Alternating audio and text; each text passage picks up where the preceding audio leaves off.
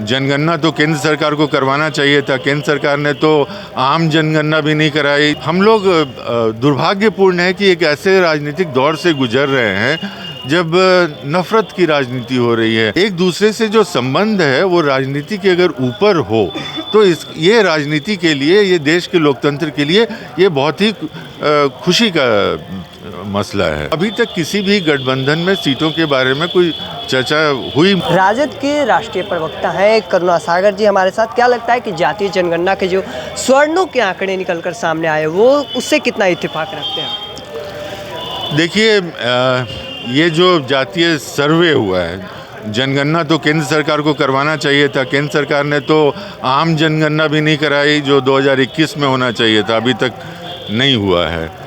तो ये जातीय सर्वे बिहार सरकार ने अपने खर्चे पर करवाया है और बहुत ही साइंटिफिक ढंग से हुआ है। इनफैक्ट ये पूरा काम एक स्पेशलाइज्ड एजेंसी को दिया गया था और उसके द्वारा किया गया है और उसी के आधार पर आंकड़े आए हैं। और सबसे महत्वपूर्ण इसमें आंकड़ा नहीं है, सबसे महत्वपूर्ण जो है जो शैक्षिक, सामाजिक और आर्थिक संरचना जो हमारे समाज की और विभिन्न समाजों की क्या स्थिति है, जो शायद अभी आने वाले शीतकालीन जो सत्र होने वाला है उसमें विधानसभा के पटल पर रखा जाएगा। क्या हाल के दिनों में जो मुख्यमंत्री का बयान निकलकर सामने आया कि भाजपा से भी दोस्ती को लेकर, क्या लगता है कि भाजपा से भी दोस्ती चल रही है? देखिए, उन्होंने क्या कहा इसको बड़े गौर से समझने की ज़रूरत है।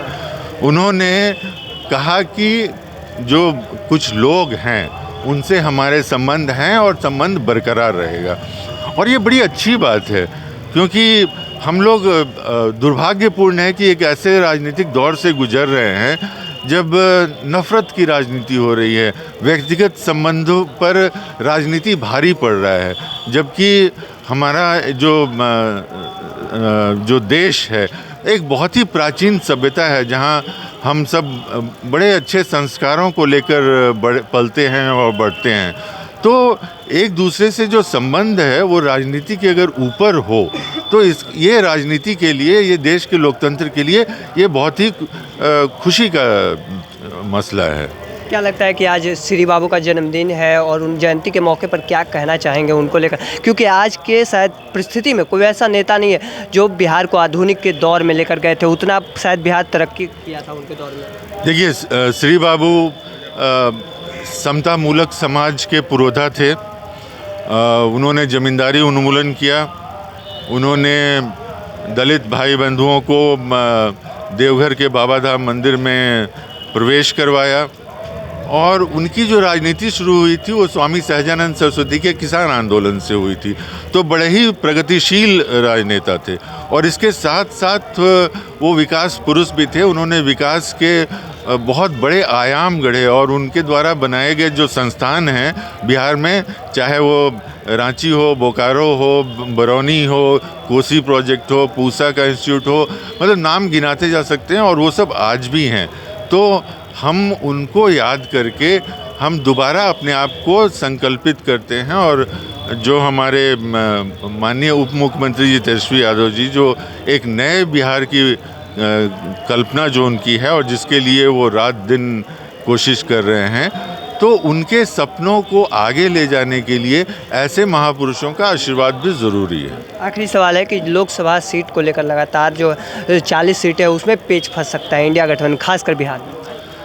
देखिए, अभी तक तो कुछ ऐसी बात हुई नहीं है और जो भी आंकलन है वो सिर्फ मीडिया में लगाया जाता है कि कौन कितना लड़ रहा है।